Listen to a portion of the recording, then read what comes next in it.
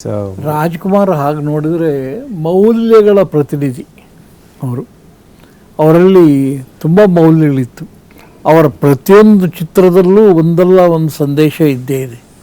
ಬಹುಶಃ ಇನ್ಯಾರೂ ಇಲ್ಲ ಅಂತ ಕಾಣುತ್ತೆ. ಅವರ ಚಿತ್ರಗಳಲ್ಲಿ ತಾಯಿಯನ್ನು ಅವರು ಕಟ್ಟಿಕೊಡುವ ರೀತಿ, ತಾಯಿಯ ಬಗ್ಗೆ ವಾತ್ಸಲ್ಯ, ಅಕ್ಕರೆ, ಅದೆಲ್ಲ ಅಣ್ಣವ್ರಿಗೆ ಆ ಸ್ವಂತ ಅದು ಉದಯಶಂಕರ್ ಅವ್ರನ್ನ ಕೂಡಿಸ್ಕೊಂಡು ಹೀಗಲ್ಲ ಹೀಗೆ ಅಂತ ಹೇಳಿ ಬರೆಸಿರುವಂಥದ್ದು ಕೂಡ ಉಂಟು.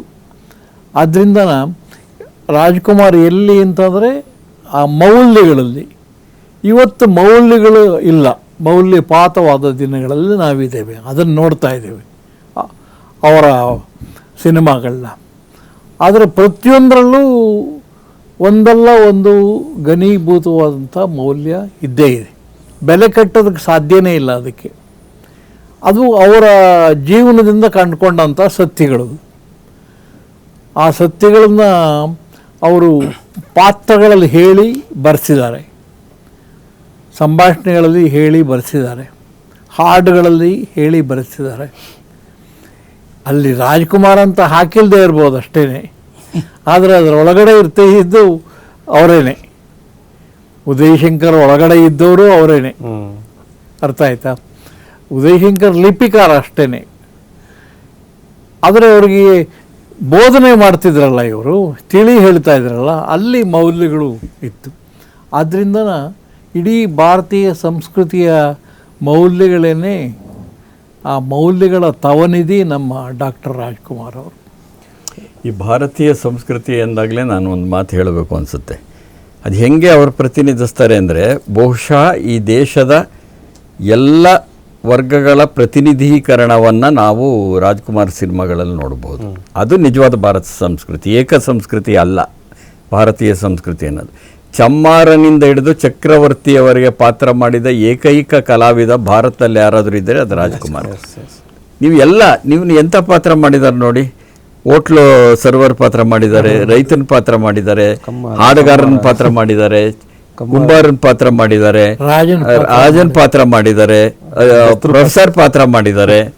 ಸೊ ನೀವು ಎಲ್ಲ ಥರದವರು ಸಮಾಜದಲ್ಲಿ ಯಾವ್ಯಾವ ರೀತಿಯ ವರ್ಗ ಪ್ರತಿನಿಧಿಗಳಿದ್ದಾರೋ ಆ ಎಲ್ಲ ಪಾತ್ರಗಳನ್ನು ನೀವು ರಾಜ್ಕುಮಾರ್ ಸಿನಿಮಾದಲ್ಲಿ ನೋಡ್ಬೋದು. ಆ ಎಲ್ಲ ಪಾತ್ರಗಳನ್ನು ಅಷ್ಟೇ ಚೆನ್ನಾಗಿ ಅವರು ಅಭಿನಯಿಸಿದ್ದಾರೆ. ನಾವು ನೋಡ್ತಾ ಇದ್ದರೆ, ಈಗ ಒಬ್ಬ ರಾಜನ್ನ ಮಯೂರ ನೋಡ್ತಾ ಇದ್ದರೆ, ಮಯೂರ ನಮ್ಮ ಎದುರುಗಡೆ ಇದ್ದಾನೆ ಅಂತ ಅನಿಸುತ್ತೆ. ಪ್ರೊಫೆಸರ್ ನೋಡ್ತಿದ್ರೆ ಅವ್ರು ಇಂಗ್ಲೀಷ್ ಪಾಠ ಮಾಡ್ತಿದ್ರೆ ಎರಡ ಕನಸು ಸಿನಿಮಾದ ಒಳಗಡೆ ನಮ್ಮ ಎದುರುಗಡೆ ಒಬ್ಬ ಅಧ್ಯಾಪಕ ಇದ್ದಾನೆ ಅಂತ ಅನಿಸುತ್ತೆ. ಹಾಗೆ ಒಬ್ಬ ಕುಂಬಾರ ಎಂಥ ಭಕ್ತನಪ್ಪ ಅಂತ ಅನ್ಸಕ್ಕೆ ಶುರುವಾಗುತ್ತೆ. ಅಂದರೆ ನಮ್ಮೊಳಗಡೆ ಹೀಗೆ ಪ್ರವೇಶ ಮಾಡೋ ಶಕ್ತಿ ಇತ್ತಲ್ಲ, ಹಾಗಾಗಿ ಅವರು ಭಾರತದ ಬಹುತ್ವ ಪ್ರತಿನಿಧಿಯಾಗಿಯೂ ಸಹ ನನಗೆ ಬಹಳ ಮುಖ್ಯ ಅವ್ರ ಸಿನಿಮಾಗಳಲ್ಲಿ ಅಂತ ಅನಿಸುತ್ತೆ. ಅಂದರೆ ನೀವು ಹೇಳ್ದಂಗೆ ನನಗೆ ನಾವು ಅಂದರೆ ಈಗ ಕಾಲೇಜುಗಳಿದ್ದಾಗ ಇತಿಹಾಸ ಬಂದಾಗ ನಾವೆಲ್ಲ ಇತಿಹಾಸ ಓದಬೇಕಾಗಿತ್ತು. ನನಗೆ ಓದೋದಕ್ಕಿಂತ ಸಿನಿಮಾ ನೋಡೋದು ಇಷ್ಟ ಆಗ್ತಿತ್ತು. ಇಮ್ಮಡಿ ಪುಲಿಕೇಶಿ, ಹರ್ಷವರ್ಧನ್ ಇವೆಲ್ಲ ಸಿನಿಮಾ ನೋಡಿ ನಾನು ಎಕ್ಸಾಮ್ ಬರ್ತೀನಿ ಸರ್. ಓದಿಲ್ಲ, ನಾನು ಸಿನಿಮಾ ನೋಡ್ತಿದ್ದೆ, ಎಕ್ಸಾಮ್ ಬರ್ತಿದ್ದೆ. ಅದು ನನಗೆ ಇವತ್ತು ನೆನಪಿದೆ. ಯಾರಾದ್ರೂ ಕೇಳಿದ್ರೆ ಎಕ್ಸಾಂಪಲ್ ಕೊಡ್ತೀನಿ ನಾನು, ಸಿನಿಮಾ ನೋಡಿ ಅಣ್ಣವ್ರ ಸಿನಿಮಾಗಳು ಅಂತೇಳಿ. ಆಮೇಲೆ ಎರಡನೇದು, ಈ ಮಂತ್ರಾಲಯ ಮಹಾತ್ಮೆ ಅಂತ ತಗೊಂಡಾಗ ನಮಗೆ ರಾಘವೇಂದ್ರ ಸ್ವಾಮಿಗಿಂತ ನಮ್ಗೆ ಗೊತ್ತೇ ಇಲ್ಲ, ಶ್ರೀಕೃಷ್ಣ ದೇವರಾಗ ನಮಗೆ ಗೊತ್ತಿಲ್ಲ, ಇಮ್ಮಡಿ ಪುಲಿಕೇಶಿ ನಮಗೆ ಗೊತ್ತಿಲ್ಲ. ಆದರೆ ನಮಗೆ ಎಲ್ಲೋ ನೆನಪಾಗೋದು ಅಣ್ಣವ್ರೆ. ನಿಮ್ಗೆ ಏನಾದ್ರು ಶ್ರೀಕೃಷ್ಣ ದೇವ್ರ ನೋಡ್ಬೇಕಾ, ಆ ಸಿನಿಮಾ ನೋಡ್ಬಿಡು, ಈ ಭಕ್ತ ಕುಮಾರನ್ ನೋಡು, ಎಲ್ಲ ಗೊತ್ತಿಲ್ಲ. ಈ ಪಾತ್ರಗಳು ವಿಚಾರಗಳು ಬಂದಾಗ ಹೆಂಗೆ ಅದು ಆಯ್ಕೆ ಪ್ರವೃತ್ತಿ ಯಾವ ರೀತಿ ಇತ್ತು ಅನ್ನೋದು ಸದ್ಯ ಏನಿಲ್ಲ. ಮೇಷ್ಟ್ರು ಹೇಳಿದ್ರಲ್ಲ ಒಂದು ಮಾತು, ಒಂದು ಪಾತ್ರ ನನ್ನನ್ನು ಚಿತ್ತು ಮಾಡಬೇಕು ಅನ್ನೋದು. ಬಹುಶಃ ನನಗೆ ಅವರ ಧರ್ಮ ಜಾತಿ ಎಲ್ಲ ಬೇಡ, ಬಟ್ ನಾನು ಹೇಳೋದೇನಂತಂದರೆ ಎಲ್ಲವನ್ನು ಮೀರಿದ ಮನುಷ್ಯ ರಾಜ್ಕುಮಾರ್. ಅದಕ್ಕೆ ಅವ್ರ ಹೆಸರೇ ರಾಜ್ಕುಮಾರ್.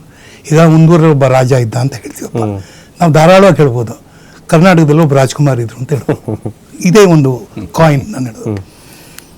ಆಡು ಮುಟ್ಟಿದ ಸೊಪ್ಪಿಲ್ಲ, ರಾಜ್ಕುಮಾರ್ ಮಾಡದಿರೋ ಪಾತ್ರಗಳೇ ಇಲ್ಲ. ಕೆಲವಾರು ಕಡೆ ನಾವು ನೋಡಿದ್ದೀವಿ. ಜಸ್ಟ್ ಫಾರ್ ಕಂಪ್ಯಾರಿಸನ್, ನಾನಿವತ್ತು ಈ ಒಂದು ಇಂಟರ್ವ್ಯೂಗೆ ಬರೋಕ್ಕೆ ಮುಂಚೆ ನನ್ನ ತಲೆಯಲ್ಲಿ ಫ್ಲ್ಯಾಶ್ ಆಯಿತು. ಒಂದು ರೀಜನಲಿಸಮ್ ಅಂತ ಬರುತ್ತೆ, ಎಷ್ಟು ಹೇಳ್ದಂಗೆ ಒಂದು ನ್ಯಾಷನಲಿಸಮ್ ಬರುತ್ತೆ, ಜೊತೆಗೆ ರೀಜನಲಿಸಮ್ಮು ಬರುತ್ತೆ. ಫಾರ್ ಎಕ್ಸಾಂಪಲ್ ನಮಗೆ ಬಹುತ್ವ ಅಂದರೆ ನಮ್ಮಲ್ಲಿ ಏನಂತಂದರೆ ನಮ್ಮತನ ಯಾವುದು ಅಂತ.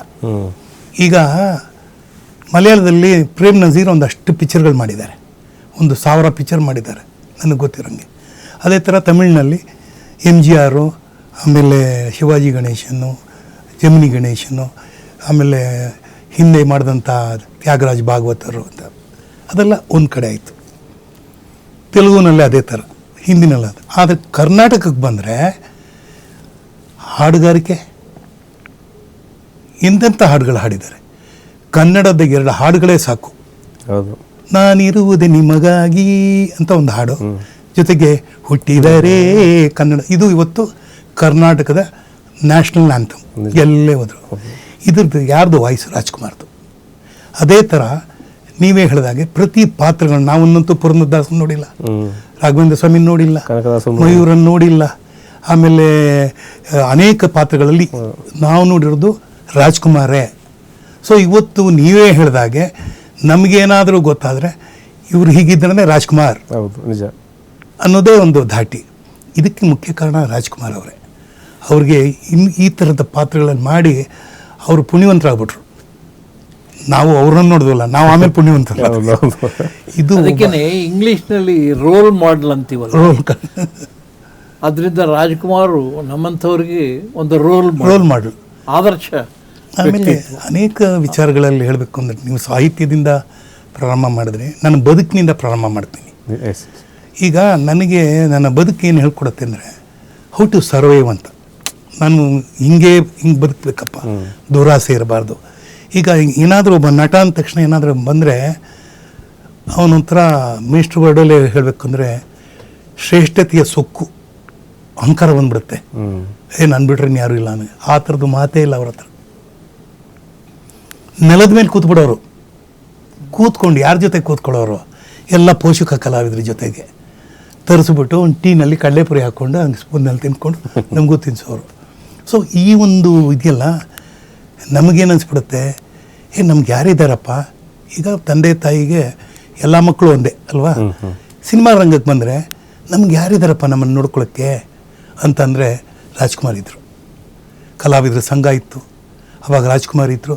ಯಾವುದೇ ಹಗರಣ ಆಗಲಿ, ಯಾವುದೇ ತೊಂದರೆ ಆಗಲಿ, ಅದು ನೆಲ ಜಲ ಗಡಿ ನಾಡು ನೀರು ಯಾವುದಕ್ಕೆ ರಾಜ್ಕುಮಾರ್ ಇದ್ದರು.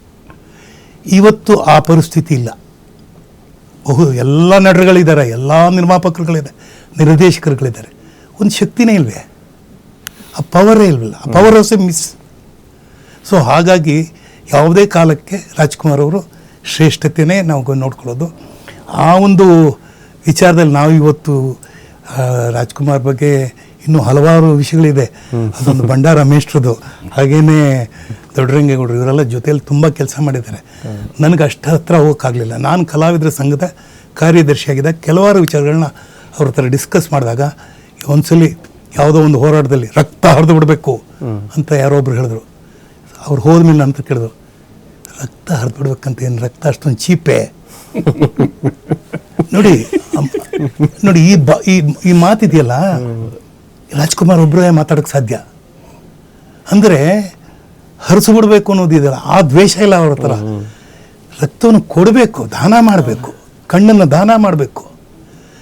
ಈ ಒಂದು ಮನಸ್ಥಿತಿ ಇದೆಯಲ್ಲ, ಇದು ರಾಜ್ಕುಮಾರ್ ಅಂತ ನಾನು ಅಂದ್ಕೊಂಡಿರೋದು. ಹರಿಯೋದಕ್ಕೂ ಎಲ್ಲ ಅನೇಕ ವಿಚಾರಗಳು ಇವತ್ತು ಏನಾದರೂ ನಮಗೆ ಒಂದು ದೊಡ್ಡ ಒಂದು ಶಕ್ತಿ ಉಳ್ಕೊಂಡಿದ್ದೆ ಚಿತ್ರರಂಗದಲ್ಲಿ, ರಾಜ್ಕುಮಾರ್ ಅದು ಅದಕ್ಕೆ ಕಾರಣ ಅವರ ಒಳ್ಳೆ ಜನನಾಯಕ. ಗೋಕಾಕ್ ಚಳವಳಿದೆ ಅದಕ್ಕೆ ಬಹಳ ದೊಡ್ಡ ವಿಚಾರ. ಅದು ಅತ್ಯುತ್ತಮವಾದ ಒಂದೇ ಮಾತಾಡ್ತಾ ಇರೋದು ಅವರು. ಯಾಕಂದರೆ ರಾಜ್ಕುಮಾರ್ ವಿಚಾರಗಳು ಬರಗೂರು ಬಾಯಲ್ಲಿ ಕೇಳೋಕ್ಕೂ ನಮ್ಮ ದೊಡ್ಡರಂಗೆ ಬಾಯಲ್ಲಿ ಕೇಳೋಕ್ಕೂ ನನಗಿಷ್ಟ ಆಗುತ್ತೆ. ಯಾಕೆಂದರೆ ಇವರುಗಳು ಬಹಳ ಹತ್ರ ಕೆಲಸ ಮಾಡಿದವರು, ಬಹಳಷ್ಟು ಕೆಲಸ ಮಾಡಿದವರು. ಇಲ್ಲ, ನಮ್ಮ ಮಾತನಾಗೇನೆ ನಿಮ್ಮ ಮಾತುನು ಅಷ್ಟೇ ಮುಖ್ಯ. ಯಾಕೆಂದ್ರೆ ನೀವು ನೇರವಾಗಿ ಚಲನಚಿತ್ರ ರಂಗದಲ್ಲಿದ್ದವರು ಇದ್ದೇವೆ, ಅದು ನೇರವಾಗಿರೋದ್ರಿಂದ ನೀವು ಹತ್ರ ಅಂದ್ರೆ ಭೌತಿಕವಾಗಿ ಹತ್ರ ಆಗಬೇಕು ಅಂತ ಏನಿಲ್ಲ. ಸಾಹಿತ್ಯ ಇದೆಯಲ್ಲ, ಈಗ ರಾಜ್ಕುಮಾರ್ ಅವರು ಬರೀಲಿಲ್ಲ, ಆದ್ರೆ ಅವ್ರಿಗೆ ಸಾಹಿತ್ಯಕ್ಕೆ ಹತ್ರ ಇಲ್ವಾ? ಅವ್ರ ಮನಸ್ಸಿನಲ್ಲಿ ಒಬ್ಬ ಸಾಹಿತಿ ಇದ್ದ. ಅದೇ ಆಮೇಲೆ ನನಗೆ ಹೇಳಿದ್ದು ಬಹಳ ಚೆನ್ನಾಗಿದೆ ಅಂದರೆ, ನಾನು ಒಂದ್ಸಲಿ ಅವ್ರ ಮನೆಯಲ್ಲಿ ಬರಗೂರು ಅಂತಲೇ ಬರುತ್ತೆ ಯಾವಾಗಲೂ, ಬಾಲ್ಚಂದರ್ ಬಂದಿದ್ದರು. ವರದಪ್ಪನವ್ರು ತೀರ್ಕೊಂಡ್ಬಿಟ್ಟಿರ್ತಾರೆ. ಆಗ ವರದಪ್ಪನವ್ರು ತೀರ್ಕೊಂಡ ತಕ್ಷಣ ಅವ್ರಿಗೆ ಅನಿಸುತ್ತೆ ರಾಜ್ಕುಮಾರ್ನ ಹೋಗಿ ನೋಡಬೇಕು ಅಂತ. ಸರಿ, ಆವಾಗ ಇದ್ದವರು ನನಗೆ ಫೋನ್ ಮಾಡಿ 4 ಗಂಟೆಗೆ ಬರೋಕ್ಕೆ ಹೇಳಿ ಅಂತ ಹೇಳ್ತಾರೆ. ನಾನು ಬಾಲಚಂದ್ರನ ಕರ್ಕೊಂಡು ಅವ್ರ ಮನೆಗೆ ಹೋಗ್ತೀನಿ. ಹೋದಾಗ ಅವ್ರು ಹೇಳಿದ 4 ಗಂಟೆಗೆ ಅಂತ, ಇವರು 2 ಗಂಟೆಗೆ ಹಾಲಲ್ಲಿ ಬಂದು ಕೂತ್ಬಿಟ್ಟಿದ್ದಾರೆ. ಪಾರ್ವತಮ್ಮನವ್ರು ಹೇಳೋದು, ಅದು ಏನು ಹೇಳಿದೆಪ್ಪ 4 ಗಂಟೆಗೆ ಅಂತ, ಅವ್ರು 2 ಗಂಟೆಗೆ ಕೂತಿದ್ದಾರೆ, ಎಲ್ಲಿ ಮಿಸ್ ಆಗಿಬಿಡುತ್ತೋ ಅಂತ. ಅಂದರೆ ಒಬ್ಬ ಬಾಲಚಂದ್ರನ ನೋಡಬೇಕು ಅಂತ ತವಕದಲ್ಲೂ ಇದ್ದವರು ಅವರು ಒಂದು ಇಬ್ಬರು ಬಂದು ಮೀಟ್ ಆಗ ನೋಡಬೇಕಾಗಿತ್ತು ಆ ಟೈಮು. ನಾನು ಭಾಗ್ಯಶಾಲಿ, ಇವತ್ತು ನನ್ನ ಮನೆಗೆ ನೀವು ಬಂದಿದ್ದೀರಾ ಅಂತ. ಅವರು ನಾನೇ ಭಾಗ್ಯಶಾಲಿ, ನಿಮ್ಮನ್ನು ನೋಡಿದ್ನಲ್ಲ ಅಂತ. ಏನಪ್ಪ ಇವರಿಬ್ರು ಹಿಂಗೆ ಮಾತಾಡ್ಕೋತಾರೆ ಅಂತ. ನನಗೆ ಅಂತೂ ನಿಮ್ಮ ಪಿಕ್ಚರಲ್ಲಿ ಆ್ಯಕ್ಟ್ ಮಾಡೋಕ್ಕಾಗಲಿಲ್ಲ ಅಂತ ಇವರು ನಿಮ್ಮನ್ನು ಡೈರೆಕ್ಟ್ ಮಾಡಲಿಲ್ಲ ಅಂತ ಅವರು. ಕೊನೆಗೆ ಎರಡೂ ಆದಮೇಲೆ ಕೂತ್ಕೊಂಡು ಮಾತಾಡಿದ್ವಿ. ಆವಾಗ ಅನ್ನಿಸ್ತು, ಮೇರು ನಟ, ಮೇರು ನಿರ್ದೇಶಕರ ಕಂಡಾಗ ಹೇಗೆ ಮಾಡ್ತಾರೆ ಅಂದ್ಬಿಟ್ಟು ಅಷ್ಟೊತ್ತು ಇದ್ದವರು ಎಲ್ಲ ಸುಖ ದುಃಖಗಳೆಲ್ಲ ಮಾತಾಡಿ ಹೇಳಿದ್ರು. ಆಮೇಲೆ ಹೊರಗಡೆ ಬಂದು ಆಚೆ ಬಂದು ಆಯಿತು ಆಯಿತು ಆಯಿತು ಅಂದ್ರೆ ಕೂಡ ಇಲ್ಲ ಬರಬೇಕು ಅಂತ. ಅದು ಒಂದು ಸಂಸ್ಕೃತಿ ನಾನು ಹೇಳೋದು. ಜೊತೆಲೇ ಬಂದು ಕರೆದು ಆಚೆ ಮಾಡೋದು. ನಮ್ಮ ವಯಸ್ಸೇನ್ರಿ ಅವ್ರ ವಯಸ್ಸೇನ್ರಿ ಅವರೆಲ್ಲ ಮಾಡಬೇಕು ಅಂತ ಅನ್ಸತ್ತಾ. ಇವತ್ತು ಆಯಿತು ಅಂತ ಹೇಳ್ಬಿಟ್ಟು ಬಾಗ್ಲಾಕೊಂಡ್ಬಿಡ್ತಾರೆ. ಇಲ್ಲ ಅದು ಕೊನೆವರೆಗೂ ಅಲ್ಲಿವರೆಗೂ ಬರ್ತಾ ಇದ್ರು, ಮುಂಬಾಗಿಲವರೆಗೂ ಬಂದು ರಸ್ತೆಯಾಗಿ ಬಂದು ಆಮೇಲೆ ಇನ್ನೊಂದ್ಸರಿ ನಮಸ್ಕಾರ ಮಾಡಿ. ಅವ್ರಿಗೆ ಸಂಬಂಧಗಳು ಬಹಳ ಮುಖ್ಯ ಇತ್ತು. ಆ ಸಂಬಂಧಗಳ ಸಂಸರ್ಗ ಇದೆಯಲ್ಲ, ಬಹಳ ದೊಡ್ಡದು. ಅದು ಅಣ್ಣವರಿಂದ ಕಲಿಬೇಕಾದ್ದೇನೆ. ಏಕೆಂದರೆ ಯಾರು ತಾರತಮ್ಯ ಮಾಡೋದಿಲ್ಲ ಅಂಥವರಿಗೆ ಸಂಬಂಧಗಳು ಅರಿವಿರುತ್ತೆ. ಇವಾಗ ವರದಪ್ಪನವರು ಮತ್ತು ಡಾಕ್ಟರ್ ರಾಜ್ ಅವ್ರು ಹೇಗಿದ್ದರು ಅಂದರೆ ಒಳ್ಳೆ ರಾಮ ಲಕ್ಷ್ಮಣರ ಹಾಗಿದ್ದರು. ಅಣ್ಣವರಿಗೆ ಅಷ್ಟೊಂದು ತಿಳುವಳಿಕೆ ಇದ್ರೂ ವರದಪ್ಪನವ್ರನ್ನ ಕೇಳೋರು ಪಕ್ಕದಲ್ಲಿ. ಅದಾಗ್ಬೋದಾ?